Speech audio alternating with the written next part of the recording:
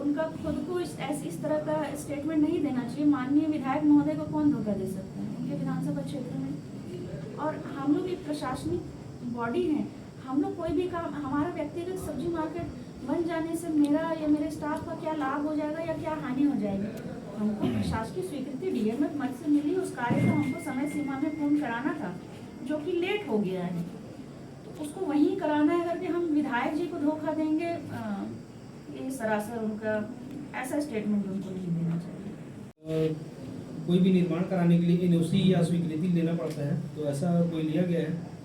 स्वीकृति देखिए, आपसी सामंजस्य से जो भी निर्माण कार्य हो रहे हैं वो पब्लिक यूज के लिए है। हम लोगों ने व्यक्तिगत किसी के लिए कोई बिल्डिंग नहीं बनाई है, जो भी है सामुदायिक और कॉमन यूज के लिए बनाई है, तो उसमें एससीएल वगैरह का भी आपत्ति नहीं की गई है।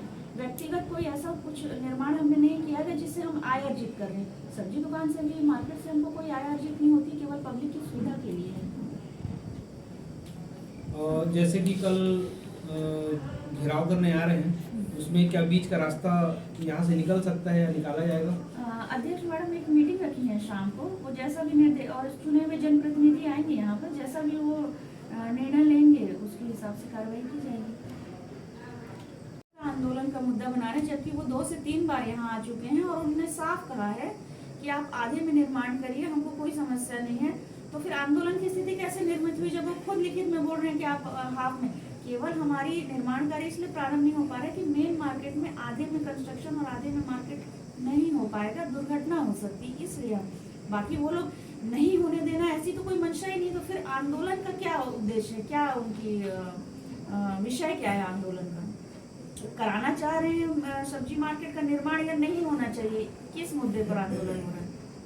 उनका कहना है हम विकास कार्य के लिए आपके साथ में हैं, लेकिन हम आधा में करना चाहते हैं जिससे हमारी रोजी रोटी जो अपने स्थायित्व पे चल रही थी वो व्यवस्थित चलते रहे। उसके लिए आंदोलन करने की क्या आवश्यकता है?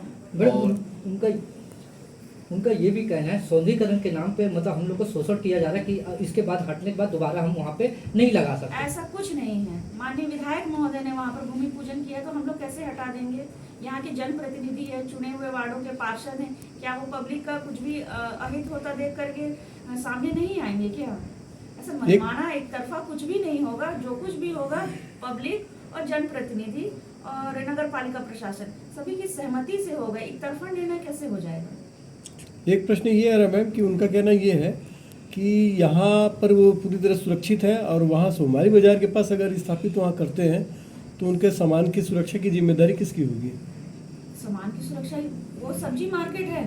सब्जी मार्केट में यहाँ पर लोग सामान छोड़ के चले जाते हैं, मेन मार्केट है, सामने में घरे हैं। पहली बात तो कहीं पर भी सब्जी मार्केट में सुरक्षा की जिम्मेदारी कोई प्रशासन लेता नहीं है।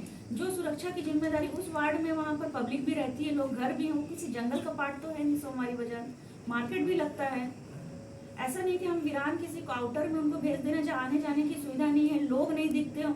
वहाँ कॉलोनी के बीच का घिरा हुआ स्थल है, वो भी वार्ड का हिस्सा है और बहुत दूर नहीं है, हार्डली 500 मीटर 600 मीटर का डिस्टेंस है। तो ये तो केवल बहाना है कि वहाँ पर सुरक्षा की जिम्मेदारी किसकी होगी। वहाँ जो लोग मार्केटिंग करते हैं वो उनकी सुरक्षा की जिम्मेदारी किसकी, कौन लेता है? वहाँ सोमवारी बाजार में भी तो मार्केट लगता है, तो कौन सुरक्षा दे रहा है उनको? वो केवल बहाना है कि उनको किसी भी तरह से इस विकास कार्य को न रोका जाए।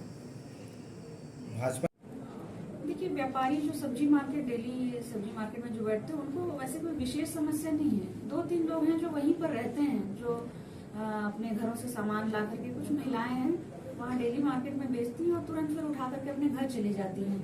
उन्हीं को 2-4 लोग को समस्या है, बाकी वहाँ जितने 50-60 लोग हैं किसी को भी कोई समस्या नहीं है।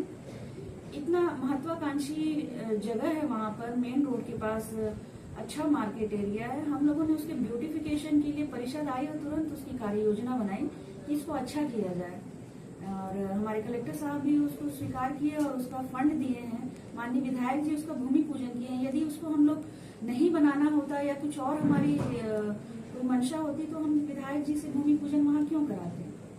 ये बेवजह की विकास कार्य को बाधित करने के लिए जो विकास कार्य देखना नहीं चाहते हैं उन लोगों ने कोई प्रोपेगेंडा फैलाया हुआ है। बाकी वहाँ तो सब्जी मार्केट को व्यवस्थित और उसका विकास करने के लिए परियोजना आई है और वही काम होगा।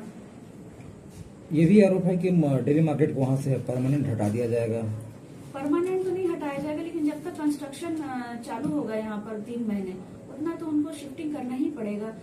वो लोग आए भी थे जब मैंने उनको नोटिस दिया कि उसको आप लोग सोमवारी बाजार शिफ्ट करिए, तो उनका कहना था कि आप 70% को तोड़ करके काम चालू करिए, बाकी हम लोग 5 या 6 चबूतरे में अपना सब्जी बेचने का काम कर लेंगे और जब वो बन जाएगा वो शिफ्ट हो जाएंगे, फिर आप इधर कर। तो ऐसा नहीं होता है। 30 लाख का छोटा सा काम है, आधा इधर आधा इधर, और वहाँ पर बहुत ट्रैफिक जाम की स्थिति बनती है नॉर्मल डेज में भी, क्योंकि दिन भर भीड़ भाड़ की स्थिति होती है। उसमें कंस्ट्रक्शन चल रहा है, गाड़ियां आएंगी, आधे में वो सब्जी बेचेंगे, आधे में कोई दुर्घटना की स्थिति भी बन सकती है। तो वो संभव नहीं, उनको बता दिया गया था। तभी से हो सकता है वो लोग डरे हैं कि अस्थायी रूप नहीं, परमानेंट उनको कोई योजना नहीं। वो अस्थायी जब तक कंस्ट्रक्शन होता है तभी तक ही शिफ्ट किया जाएगा।